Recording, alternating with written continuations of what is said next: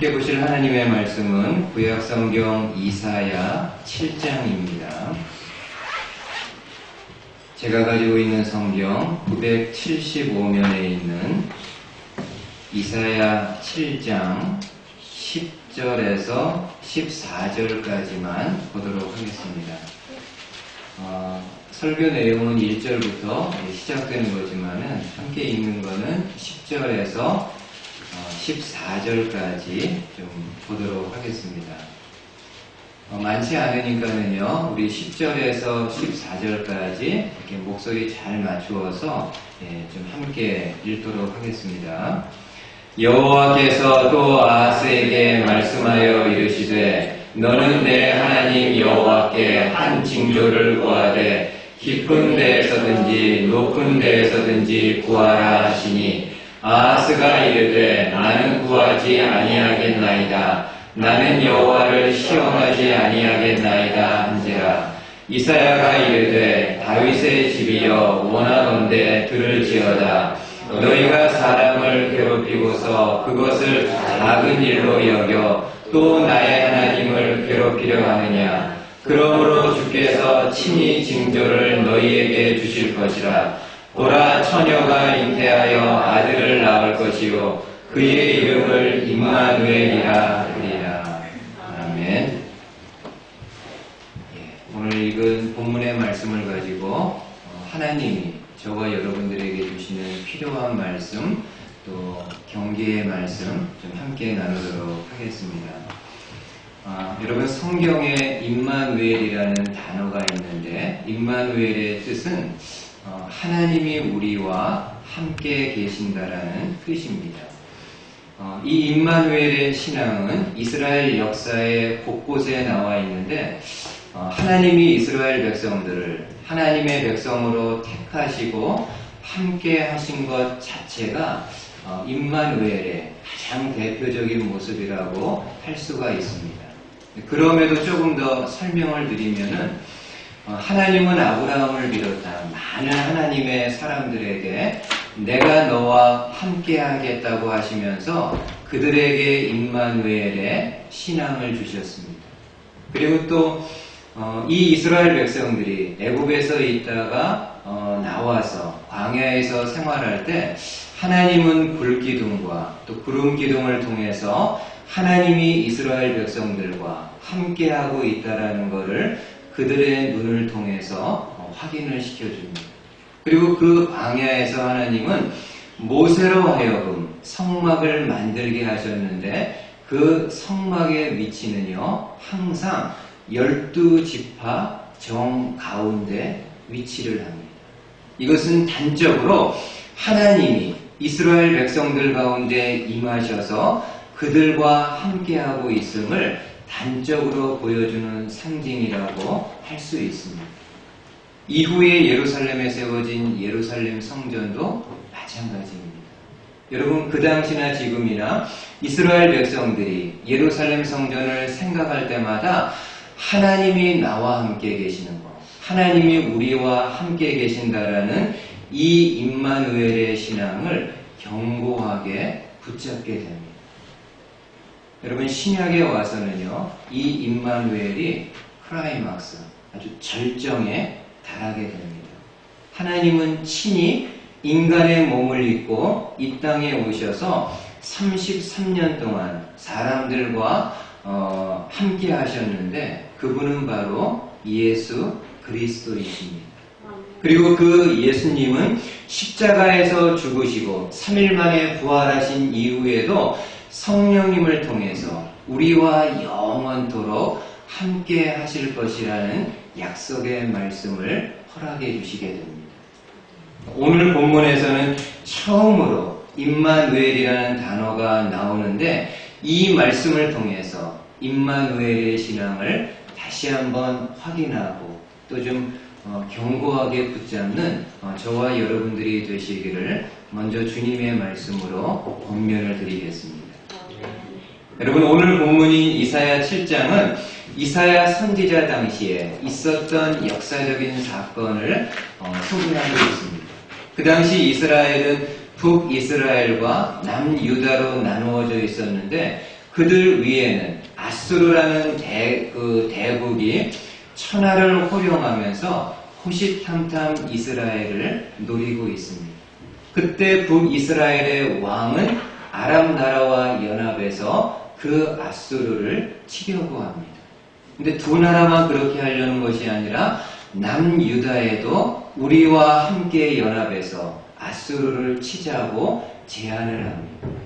근데 그 당시 유다의 아하스 왕은요, 북이스라엘의 제안을 거절합니다. 그러자 북이스라엘과 아람 나라가 아수르를 치기 전에 먼저 유다에 와가지고 무력으로 유다 사람들에게 시위를 하게 됩니다. 시위의 내용은 간단합니다. 너희들이 우리와 함께 연합해서 올라가든지, 아니면 만약 그렇게 하지 않을 시에는 우리가 무력으로 유다의 왕을 해위시키고 새로운 왕을 세우겠다라고 반위협, 반협박을 하게 됩니다. 그러자 유다의 왕과 유다 백성들이 이 소식을 듣고요, 이 이야기를 듣고는 크게 두려워했다라고 말씀합니다. 어떻게 두려워했는지 한번 보십시오. 2절에 이렇게 말씀합니다. 어떤 사람이 다윗의 집에 알려 이르되, 여기 다윗의 집은 남유다를 이야기합니다. 어떤 사람이 다윗의 집에 알려가로 이르되 아람이 에브라임과 동맹하였다 하였으므로, 에브라임은 북이스라엘을 말합니다. 아람이 북에브라임과 동맹하였다 하였으므로 왕의 마음과 그의 백성의 마음이 숲이 바람에 흔들림같이 흔들렸다. 현대인의 성경에서는요, 우리가 알아들을 수 있게 이렇게 번역을 했습니다. 그러나 시리아와 이스라엘이 동맹을 맺었다는 말이 유다 왕궁에 전해지자 아하스 왕과 모든 백성들은 두려워서 사시나무 떨듯 떨었다라고 말씀합니다. 그 당시 유다 왕과 유다 백성들이 두 나라 연합군이 왔을 때 얼마나 떨었는지, 아무것도 하지 못하고 두려움 가운데 있었다라는 것을 알 수 있습니다. 근데 그때요, 하나님의 말씀이 이사야 선지자를 통해서 전해집니다.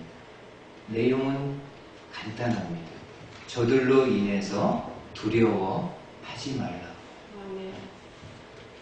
인간적으로 볼 때 저들은 숫자도 많아 보이고 기세도 등등하지만 그들은 단지 연기나는 부직갱이 그루터기에 불과하다고, 이미 다 타버린 헛된 것이라고 이야기를 합니다.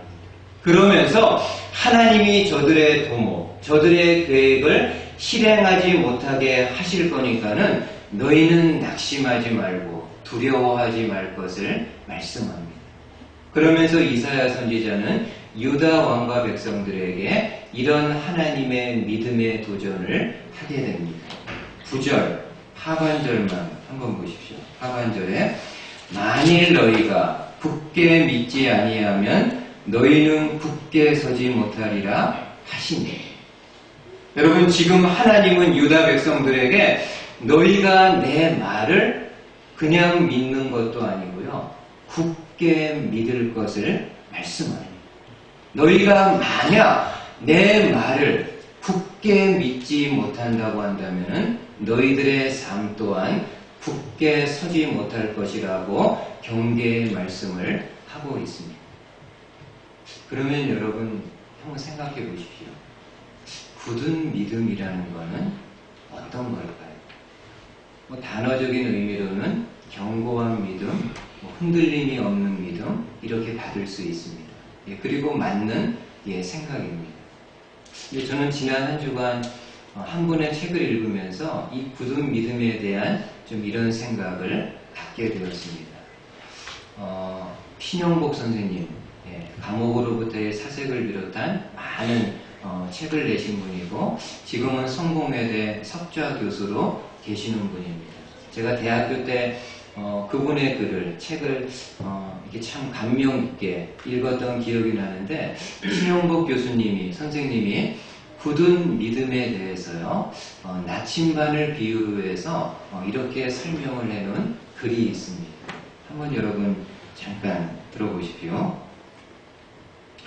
북극을 가르치는 나침반은 무엇이 두려운지 항상 바늘끝이 파르르 떨고 있습니다. 여윈 바늘끝이 떨고 있는 한 바늘이 가리키는 방향은 믿어도 좋습니다. 만일 바늘끝이 전류를 멈추고 어느 한쪽에 고정될 때 우리는 그 나침반을 버려야 합니다. 왜냐하면 이미 그 나침반은 나침반이 아니기 때문입니다. 굳건한 믿음이란 굳게 딱딱하게 고정되어 버린 신조나 교리가 아니라 나침반이 지구의 근원에 호응하여 반응하고 있듯이 근원자이신 하나님을 경외하는 마음으로 인해 몸과 마음이 떨며 민감하게 반응하는 것을 말합니다. 저는 이 글을 읽으면서 토를리 전적으로 공감했습니다. 여러분들도 이 내용 들으시면서 같은 마음을 가지시리라 생각을 합니다. 굳은 믿음이란 어떤 걸까요? 우리가 잘못 굳은 믿음을 생각하게 되면은 내가 옛날부터 들어왔던 교리, 내가 옛날부터 배워왔던 신조가 마치 무소불위에 절대로 변함이 없는 것처럼 가지고 있는 그런 것이 아니라 하나님을 두려워하는 마음을 가지고 하나님을 경외하는 마음을 가지고 그 하나님 앞에서 파르르 떨면서 반응하면서 사는 삶이라고 말씀합니다. 그렇죠. 여러분, 만약 굳은 믿음이 잘못된 믿음이 되면은요, 너무 머리와 마음이 딱딱해지다 보니까는 하나님이 여전히 나에게 말씀하시는데도 불구하고 전혀 그 말씀에 반응하지 않습니다. 그러나 저와 여러분들이 하나님을 경외하는 마음을 가지고 있다고 한다면은 그 기록된 하나님의 말씀은 곧 하나님이시기 때문에 하나님의 말씀이 우리 가운데 들려지게 될 때 두렵고 떨리는 마음으로 그 하나님의 말씀에 순종할 수 있습니다. 여러분 한번 생각해 보십시오. 내가 과연 하나님을 경외하는 마음밭을 가지고 살아가는지 어렵지 않게요 확인해 볼 수 있습니다. 내가 정말 하나님을 경외하는 마음을 가지고 이 땅 어느 정도로 살아가고 있는지 살펴볼 수가 있는데 여러분 한번 생활 속에서 하나님의 말씀을 얼마나 순종하고 있는지 한번 돌아가 보십시오. 여러분 하나님을 진정으로 경외하는 사람이라고 한다면은 기록된 구약과 신약의 말씀은 선지자들, 왕의 철학과 사상이 아니라 그 하나님의 입에서 나온 말씀이기 때문에 저와 여러분들이 진정 하나님을 경외하는 마음이 있다고 한다면은 이 말씀을 통해서 들려주시는 내용에 대해서 정말 두렵고 떨리는 마음으로 순종하려고 노력합니다. 어느 정도로 저와 여러분들이 하나님의 말씀에 순종하고 있는지, 하나님의 말씀에 순종하는 만큼요 그만큼 내가 하나님을 경외하는 수준이고 정도임을 알 수 있습니다. 죄송하지만 우리 성도님들 가운데 이런 분 있을 수 있습니다. 아무리 말씀을 읽거나 이렇게 주일이나 토요일날 나와서 하나님의 말씀을 듣는다 할지라도 한 귀로 듣고 한 귀로 흘려버리거나 듣기는 들어서 내 안으로 가져왔지만은 이 마음이 마치 나병 환자처럼 아무런 감각이 없어서 그냥 듣는 것으로만 족하게 여기고 그 말씀에 순종하지 못하는 분들이 있을 수 있습니다. 그렇다면요, 죄송하지만은 하나님을 경외하는 마음이 그 정도인 것입니다. 바라기는 저와 여러분들이 하나님 앞에서 굳은 믿음, 견고한 믿음을 가져야 되는데 다른 잘못된, 굳어버린 딱딱한 믿음이 아니라 하나님을 경외함으로 그 하나님에 대한 말씀이나 그 하나님에 대한 일이라고 한다면은 정말 두렵고 떨리는 마음으로 나침반 끝이 북극을 향해서 파르르 떨고 있는 것처럼 이 마음이 파르르 떨면서 그 하나님의 말씀 하나 둘씩 더 순종하며 나아갈 수 있는 복 있는 성도님들 되실 수 있기를 주님의 말씀으로 축복을 드리겠습니다.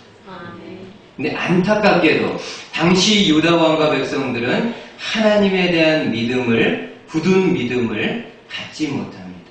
유다의 아하스 왕은 북이스라엘과 아람이 왔을 때 하나님을 향한 믿음을 갖는 대신에 도리어요. 어디에 관심을 갖는가 하면은 아수르 나라에 관심을 갖고 그 나라에 뇌물을 주고 우리를 도와줄 것을 요청하게 됩니다. 이에 하나님은 유다 백성들이 이렇게 하나님을 전적으로 신뢰하지 못하는 모습을 보면서 안타깝게 하나의 사인을 유다 왕과 백성들에게 주시게 됩니다. 그것이 바로 임마누엘입니다. 한번 여러분 14절 보십시오. 14절에 그러므로 주께서 친히 징조로 너희에게 주실 것이라. 보라, 처녀가 잉태하여 아들을 낳을 것이요 그 이름을 임마누엘이라 하리라. 우리가 참 익숙하게 신약에서 보았던 말씀이죠. 예수님 탄생 때 나오는 말씀인데 보라, 처녀가 잉태하여 아들을 낳을 것이요 그 이름을 임마누엘이라 하리라. 여러분, 이 말씀은 넓게는 장차 오게 될 메시아의 탄생을 예언하는 말씀이고, 좀 좁게는요, 그 당시 유다 백성들에게 주시는 하나님의 믿음의 메시지입니다. 여러분 생각해 보세요. 처녀가 잉태하여 아들을 낳는다. 이거는요, 있을 수 없는 일입니다. 불가능한 일입니다. 그렇죠? 어떻게 처녀가, 결혼도 하지 않고 남편이 없는 처녀가 어떻게 아기를 임신해서 그 아기를 낳을 수 있겠습니까? 이거는 절대로 불가능한 일입니다. 근데 지금 하나님은 당신 자신을 소개할 때 나는 불가능한 일을 가능케 하는 임마누엘 하나님이라고 말씀을 합니다. 지금 너희 유다 나라가 북이스라엘과 아람, 이 두 나라를 대적해서 물리치는 거 인간적으로 볼 때 불가능한 일이지만은 하나님만은 할 수 있는 일이기 때문에 이 하나님에 대한 굳은 믿음을 가질 것을 말씀합니다. 그러면서 이야기하는 것이 임마누엘, 이 하나님이 너희와 함께한다. 불가능을 가능케 하시는 이 하나님이 너희와 함께하기 때문에 이 믿음을 가지고 낙심하지 말고 두려워하지 말고 담대하게 두 나라에 대해서 직면할 것을 말씀합니다. 성도 여러분,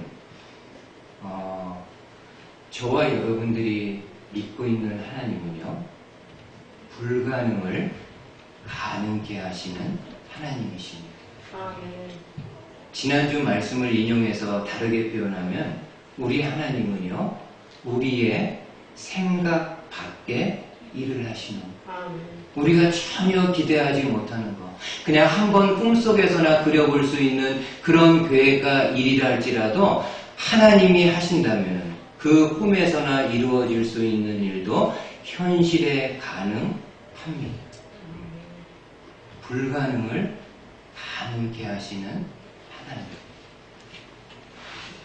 여러분, 창세기에 보면은 아브라함에 대한 이야기 제가 잠깐 한번 좀 하기를 원합니다. 하나님이 아브라함을 갈대아 우르에서 끌어내서 가나안 땅으로 인도하십니다. 그리고 하나님은 그 아브라함과 하나의 약속의 말씀을 맺게 되는데 그 내용은 내가 너로 큰 민족을 이루게 하겠다라는 약속입니다. 그러면 여러분, 아브라함이요, 큰 민족이 되기 위해서는 어떻게 돼야 될까요? 먼저 아브라함에게 자녀들이 생겨나야 되겠죠. 그 자녀들이 있어야 자녀들이 자녀들을 낳으면서 큰 민족을 이룰 수 있지 않겠습니까? 근데 어찌된 일인지요, 아브라함의 아내 사라가 아기를 갖지 못합니다. 그러니까 아브라함 입장에서는 큰 민족은 고사하고 본인 집안도 유지하기가 어려운 그런 상황입니다. 근데 그런 시간이, 오랜 시간이 흘러가지고 어느덧 아브라함의 나이가 99세가 되었습니다. 사라의 나이도 100세 가까운 나이가 되었습니다. 이제 두 사람이 아기를 갖는다라는 것은 상상할 수 없습니다. 불가능한 일입니다. 성경에 보니까는 당시 사라는 여자의 몸으로 경수가 끊어진 상태이기 때문에 더 이상 아기를 가질 수 없는 상황이라고 이야기합니다. 도저히 불가능한 그런 상황입니다. 근데 여러분, 하나님은요, 아브라함의 나이 99세가 되었을 때 아브라함을 찾아오셔서 이런 말씀을 해주십니다. 한번 보십시오. 창세기 17장 1절에 아브라함이 99세 때에 여호와께서 아브라함에게 나타나서 그에게 이르시되 나는 전능한 하나님이라 너는 내 앞에서 행하여 완전하라. 여러분, 지금 하나님은 당신 자신을 아브라함에게 뭐라고 소개하고 있습니까? 나는 엘 샤다이, 나는 전능한 하나님입니다. 여러분, 구약에서요, 보통 하나님을 이야기할 때 많이 사용되는 단어들이 엘로임 혹은 여호와라는 단어입니다. 근데 오늘 본문에서 하나님은 특별하게 아브라함에게 하나님 자신을 이야기할 때 나는 엘 샤다이, 전능한 하나님입니다. 이건 하나님이 의도적으로 아브라함에게 말씀하시는 겁니다. 지금 아브라함과 사라는 100세를 눈앞에 두고 있기에 더 이상 아이를 가질 수 없고 나를 통해서 큰 민족을 이룬다는 것은 하나님이 나에게 주신 하나의 공수표로 생각하고 있는 상황에서 하나님은 그에게 나타나서 나는 불가능을 가능케 하는 엘 샤다이, 전능하신 하나님이라고 말씀합니다.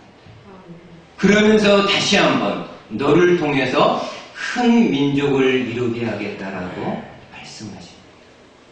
그리고 하나님은 그 약속대로요, 그 다음에 아브라함이 100세가 되었을 때 그의 아내 사라가 이삭이라는 아들을 낳는 기적이 일어납니다. 여러분, 이처럼 저와 여러분들이 믿고 있는 하나님은요, 불가능을 가능케 하실 수 있는 하나님이십니다. 그러기에 여러분들 가운데 아주 절망적인, 아주 불가능한 상황에 직면한 그런 성도님들도 있을 수 있습니다. 그때 여러분 삶의 자리를 포기하지 말고 삶의 마음을 무너뜨리지 말고 이 엘 샤다이의 하나님을 바라보십시오. 불가능을 가능케 하시는 하나님. 때로는 의사가 나를 향해서 더 이상의 소망이 없습니다. 더 이상의 치료가 없습니다.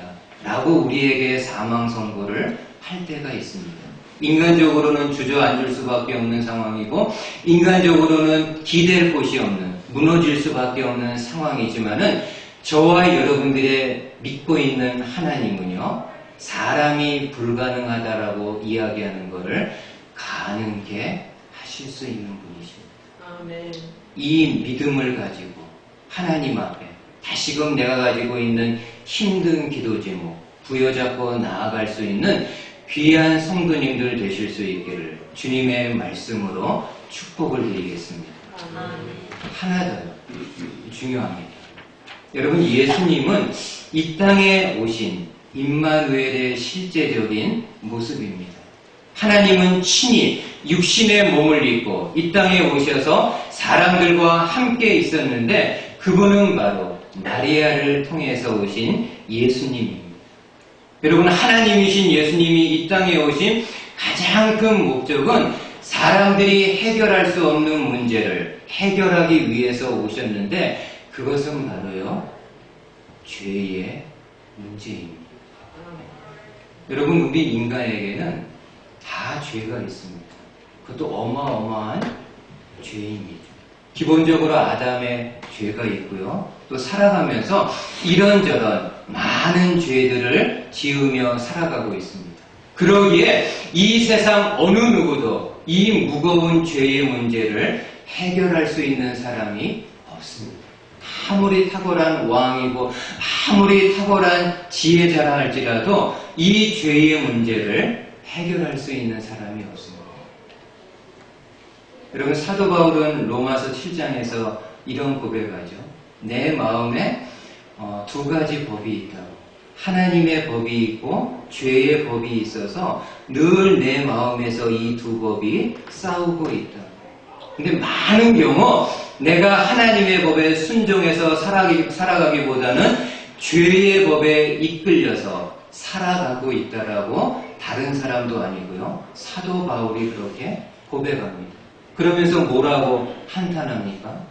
오호라 나는 공고한 사람이로다. 누가 이 죄의 사망의 몸에서 나를 이끌어줄 수 있는. 여러분, 사도 바울도 이 정도로 고백할 정도라고 하면은 저와 여러분들은 죄에 있어서 얼마나 연약한 사람이라는 것을 알 수 있습니다.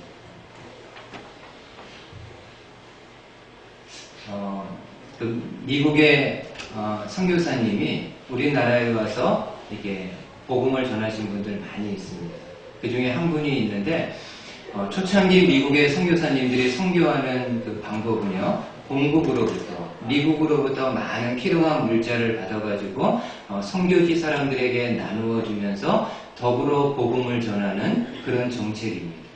이 선교사님도 이제 탄광촌에서 처음 사역을 시작하셨는데 본국에 이제 필요한 물품들을 신청해서 많은 물품들을 이제 받게 됩니다.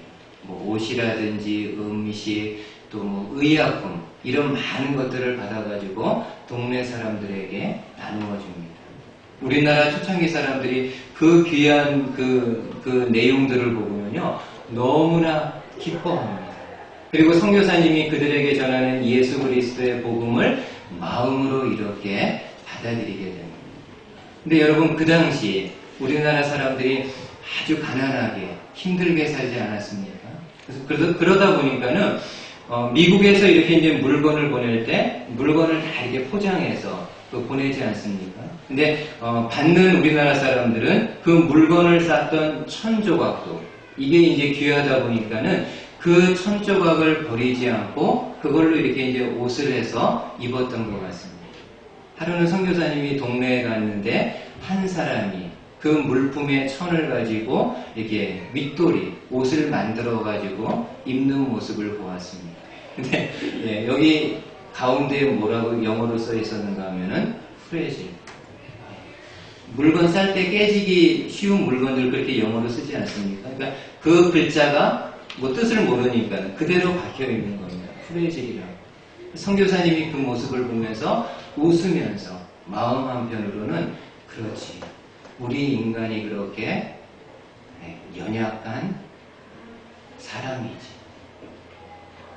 여러분, 죄에 있어서도요, 마찬가지입니다. 저와 여러분들이 한없이 연약한 사람들이고, 특별히 죄 앞에서는 너무나도 무능하고 연약한 그런 사람들입니다. 작은 죄의 유혹에도 내 어떤 이권이 걸려 있으면은 뭐 정의, 공의, 하나님 말씀 이런 거 필요 없이 그 유혹을 따라가는 것이 저와 여러분들의 연약한 모습입니다. 그래서 하나님은 친히 인간의 몸을 입고 이 땅에 오셔서 모든 사람들의 죄를 대신하여 십자가에 죽으심으로 죄의 문제를 해결하시게 됩니다. 이 땅에 오신 예수님은 십자가에서 죽으심으로 죄의 문제를 근본적으로 그리고 단번에 그 죄의 문제를 해결하셨습니다. 그리고 그 예수님을 믿는 사람마다 죄 용서함을 받아서 구원을 얻게 되는 그런 역사가 일어나게 되었습니다. 근데 성도 여러분, 여기에요 중요한 사실이 있습니다. 여러분, 성경은 참된 구원은 어떤 거라고 말씀하나요? 참된 구원. 보통은 예수님 믿으면 구원받습니다 라고 이야기합니다. 이게 맞는 말입니다. 틀린 말 아닙니다. 근데요, 좀 더 적박하게, 좀 더 정확하게 표현을 하면은 예수님을 믿고 죄의 용서함을 받아야 구원을 얻을 수 있습니다. 근데 많은 사람들은 그 중간에 있는 중요한 요소를 빼버리고요. 그냥 예수 믿으면 구원받는다고 이야기합니다. 물론 그 가운데 거를 포함해서 생각하는지는 모르겠지만은 중요한 거는요. 예수님을 믿고 그 예수님을 통해서 죄의 용서함을 받아야만 저와 여러분들이 진정한 구원의 자리에 이룰 수 있습니다. 이렇게 생각해 보세요. 저와 여러분들이 감기에 걸렸습니다. 쉽게 예를 들면 내가 감기에 걸렸는데 단지 약국에 가가지고요. 감기약을 산다고 그래가지고 내 감기가 낫나요? 그렇지 않죠. 그 감기약을 가지고 내가 계속해서 복용을 해야만 내 몸에 있는 감기의 기운이 떨어져 나가게 됩니다. 마찬가지로 예수님을 믿으면 자동으로 구원을 얻는 것이 아니라 내 죄의 문제를 해결함 받아야만 구원의 자리에 입성합니다. 여러분 베드로가 오순절에 성령의 충만함을 받고 담대한 마음을 가지고 나가서 사람들에게 그리스도의 복음을 전합니다. 오순절이었기 때문에 각지에서 많은 사람들이 예루살렘에 왔는데 그 당시 베드로가 성령이 충만해가지고 그 모인 사람들에게 그리스도의 복음을요 이렇게 전합니다. 한번 마지막으로 보십시오. 사도행전 2장 베드로가 이르되 너희가 회개하여 각각 예수 그리스도의 이름으로 세례를 받고 그 다음에 죄 사함을 받으라. 그리하면 성령의 선물을 받으리니. 베드로가 이르되 너희가 회개하여 너희 죄를 알고 너희 죄를 깨닫고 그 죄를 회개하여 각각 예수 그리스도의 이름으로 세례를 받고 죄 사함을 받아야만 하나님이 주시는 구원의 자리에 들어갈 수 있음을 말씀합니다. 여러분 우리의 구원은 단지 입으로 내가 예수님을 믿는다고 해서 해결되는 문제가 아니라 나의 죄 문제를 내가 하나님 앞에서 사람들 앞에서 어마어마한 죄인이라는 것을 그 예수님과 진지하게요 결산을 해야 됩니다. 그리고 한 걸음 더 나아가서 진정 예수님을 믿고 그 예수님이 나의 죄를 위해서 죽으셨음을 믿고 그리스도를 통해서 내가 죄사함 받았다라는 확신이 있다고 한다면은 한 걸음 더 나아가서 더 이상 그리스도를 믿은 이후에 더 이상 죄 중에 있지 않을 것을 하나님 앞에 결심하고 결의하는 그런 삶의 모습이 있어야 됩니다. 여러분 죄송하지만 이렇게 주일에 빠지지 않고 나온다고 해서 구원받지 않습니다.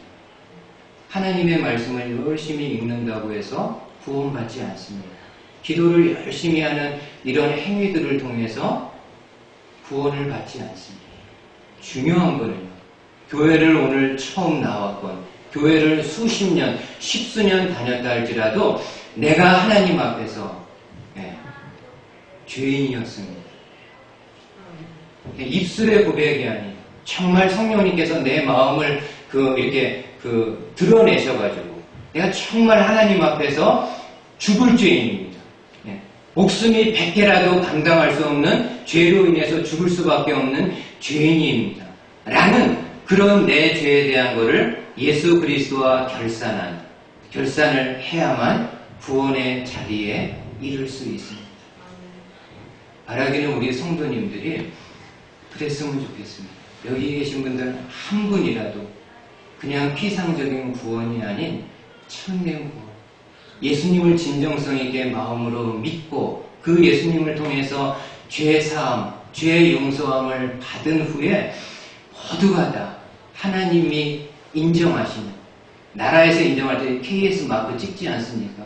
하나님이 여러분들의 마음에 하나님의 자녀라고 인쳐주실 수 있는 그러한 성도님들 되실 수 있기를 주님의 말씀으로 축복을 드리겠습니다. 아멘.